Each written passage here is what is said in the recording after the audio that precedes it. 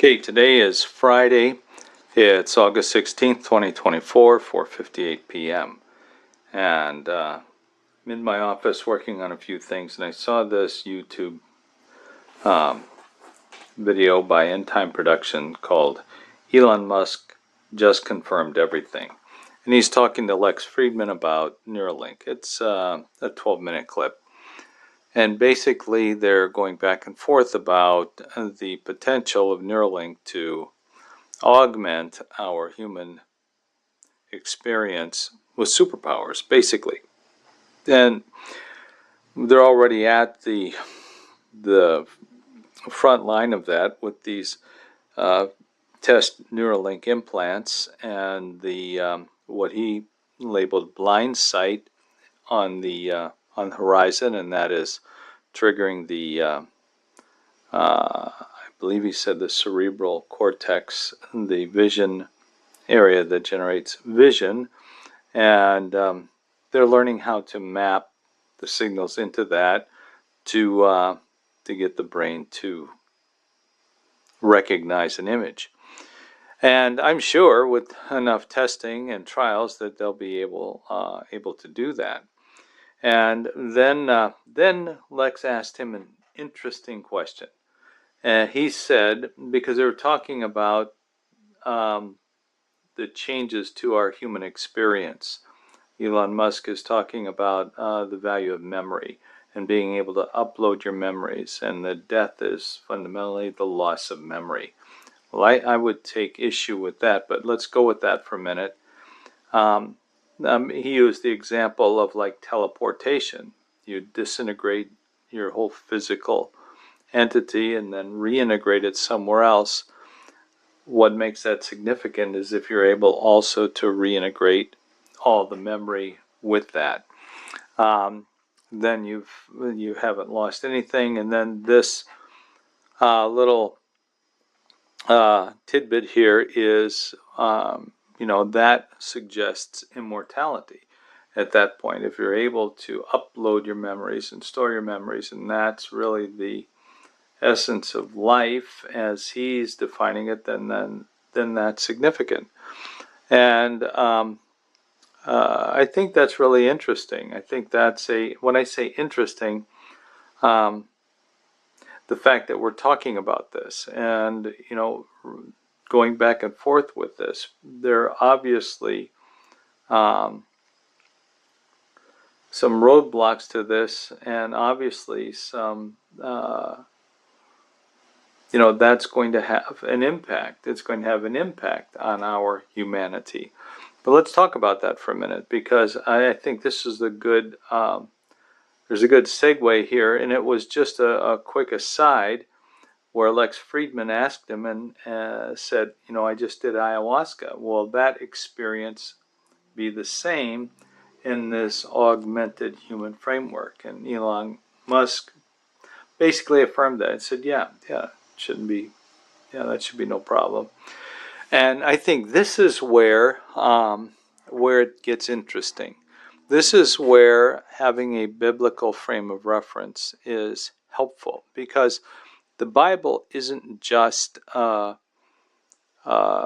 compendium of stories and a collection of anecdotes, mythical anecdotes like Aesop's fables or whatever.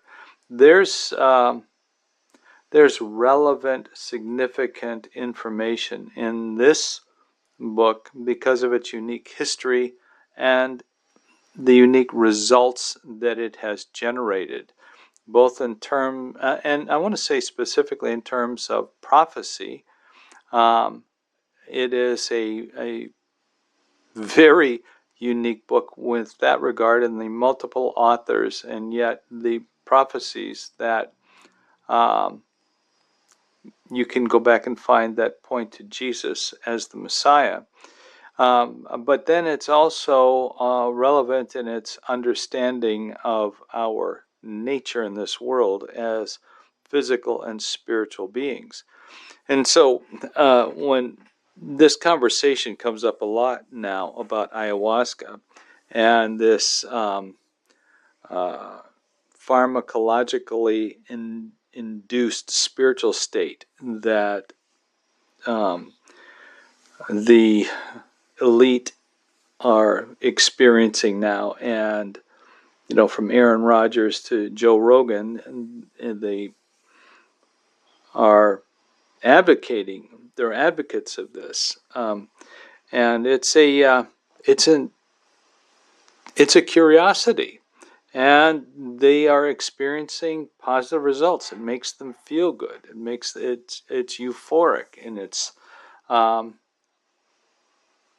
in what it delivers into this human experience.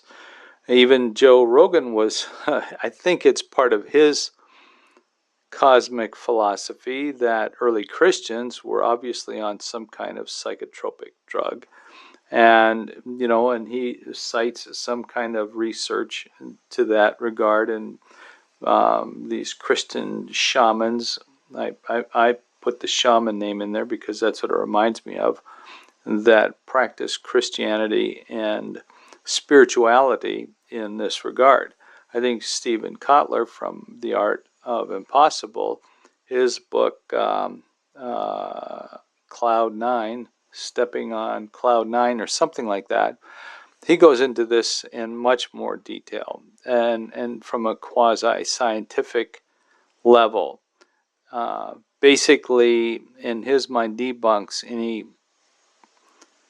true spiritual, traditionally understood spiritual existence, and breaks it down and reduces it to this materialistic chemical exchange in our brain, and how that is a positive thing, and that's why we will use that to tap our potential. But here's the rub. Here's where I want to go with this. There's a reason that these type of behaviors are not just frowned upon, but they're restricted. They are condemned in the Old Testament. And this type of using medicines, herbs, drugs, pharmacology, for example, to induce psychotropic states and effects, as well as the entertainment of spirits and the dead. They're literally Old Testament prohibitions on exercising these type of practices. And when you look at that, you can say, well, that's just because they were ignorant and they didn't know any better, and it's, we put it in that box of ignorance. And so we're afraid of what we don't know, so we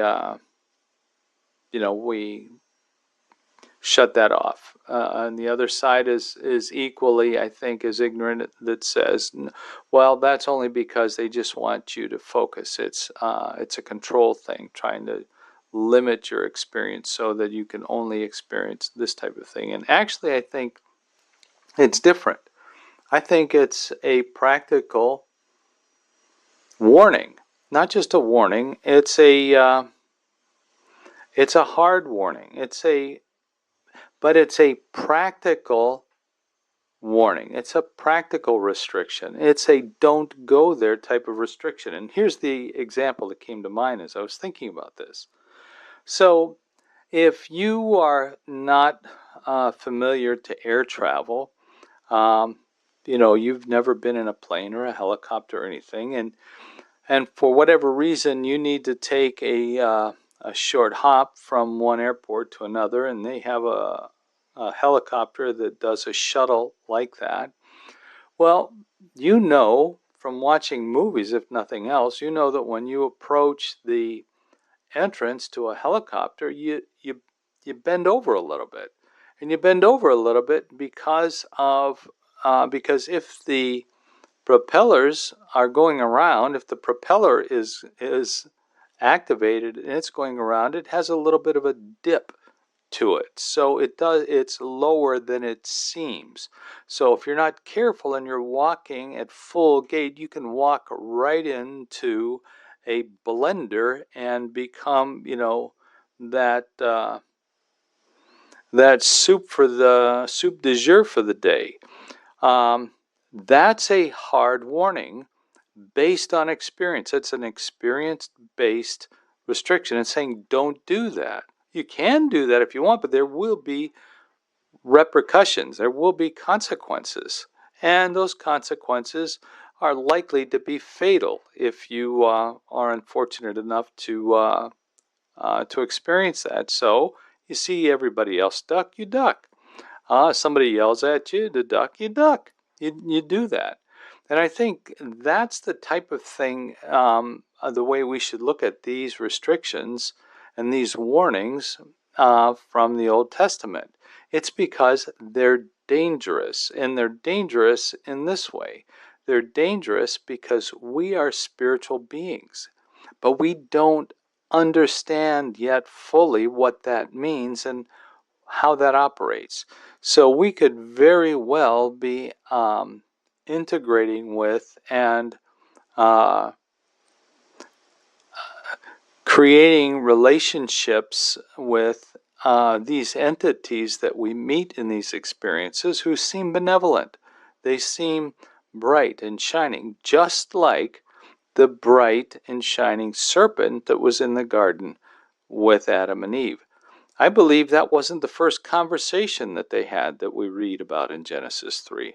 I believe that, uh, I think the context of that story, just taking face value with the limited details that we have, you can assume they've had previous conversations. There was nothing in that conversation to indicate anything that they were introduced. They talked as if they knew each other.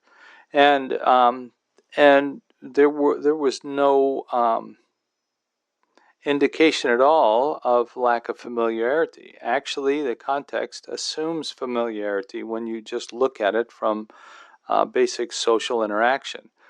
And because of the nature and of the dialogue, I believe you can see clearly that there is a grooming aspect of that taking place. In other words, Adam and Eve are in the garden. What is the one thing they don't have? The one thing they don't have is permission to eat of the tree of the knowledge of good and evil. So, in that context, what is the thing that they don't have? Well, they know what good is. That's their life. They're with God every day in the garden, in His creation. And um, the family of God are there in Eden. That's His home. And it's good. He said it was good. It's good. What they had no idea was about evil. My goodness, I'm going to have to take a part 2 on this. That's my sister. I have to remember that. All right, here we go.